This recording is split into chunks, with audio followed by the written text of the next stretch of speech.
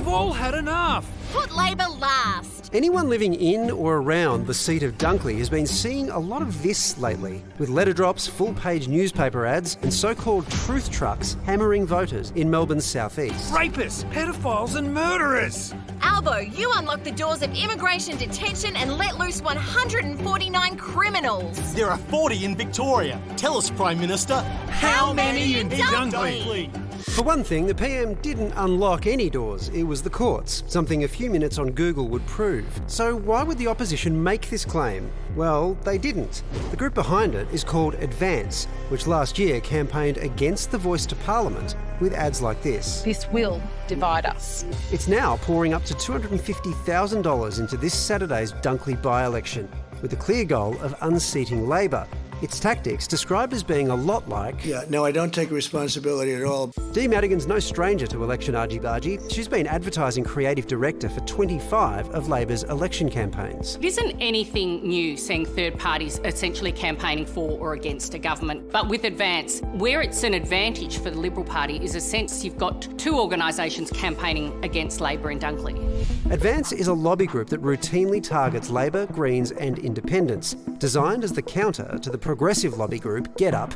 It has strong ties to the coalition, but maintains it's an independent body. They spread a whole lot of misinformation, and there's misinformation as part of that ad. Whenever the Prime Minister can't face an inconvenient truth, he cries misinformation. But where is the lie? Of course, political parties and their unofficial affiliates have a long history of saying things that aren't true. Malcolm Turnbull has set up a Medicare privatisation task force. Labor's death tax will kill your family's wealth. The laws governing truth in political advertising are quite straightforward, in the sense that they don't exist. Independent MPs, including Zali Steggall, have introduced bills that would make such laws a reality, but so far they haven't passed. Most of the misinformation in political campaigns doesn't happen in the ads. It happens in the unregulated spaces, through TikTok, through WhatsApp groups. But truth isn't a black and white concept in politics. What one person says is true, another person says is a lie. Labor's expected to retain the seat, but recent polls show it's far from a slam dunkly. So will Advance's outrageous ads tip the balance? And should there be rules in place to stop them? One thing we can all agree on is that we're now joined by The Guardian's Amy Remeikis. Yes. You like that? Hey, Amy, the Dunkley campaign seems like more of the same that we get in elections. Over-the-top claims, demonising your opponent. So should people be concerned about this?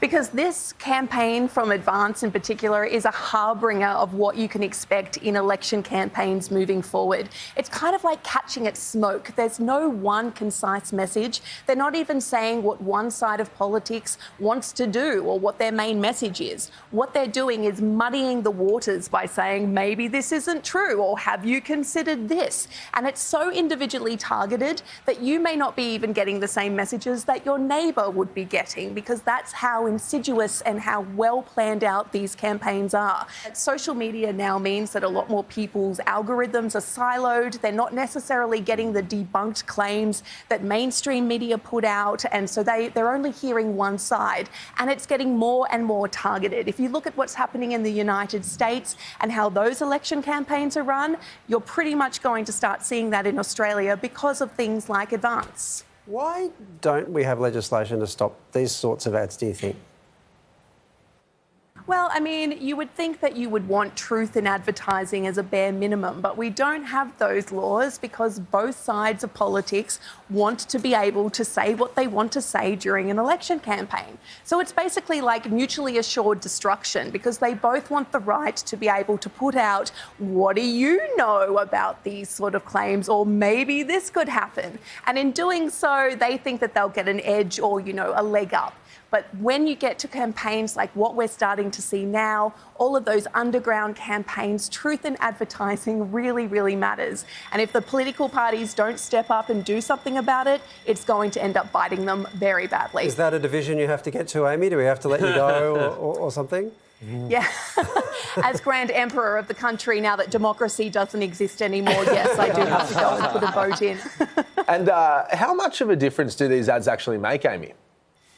They make a hell of a lot of difference. People do look at them and they do talk about them and they do change the way that people vote at polling booths. We know that. We know that on the evidence. When you look at that 2019 death tax, there were MPs on polling booths who were being asked about it by people who were saying, I would have voted for you, but I'm very worried about this death tax because I want to be able to leave my children something. That was never on the table. That was never on a giant billboard or in the newspaper, but it was something that a lot of people heard about and it changed their mind. We saw it during the referendum campaign for The Voice. There was a lot of claims that were put out that people were believing that weren't the truth or were lacking serious amounts of context, and it changed the way that some people vote. So yeah, these claims do matter, and that is why, at the very least, no matter what side of politics you stand with, you should at least know about these campaigns, how they work, who's funding them, who's behind it, and why they're doing it. Because if you're going to make a decision, at least make it for the right reasons, that something is actually happening. I couldn't agree more, Amy. And as a former astronaut and current Olympic gold medalist myself, the truth, it's not that important, is it? Oh, well, as a former Miss Universe for 10 years running, and the only person to hold that particular title, I mean, truth is subjective, right? It's what we all believe to be true. But exactly. No, truth is important. Facts are facts. Opinion is not facts. And if you don't know, you can find out about it. I mean, that's what your show does, right? That's right. Don't look into my stuff, guys. That's all I say. It's all true. Amy, appreciate your time. Thank you.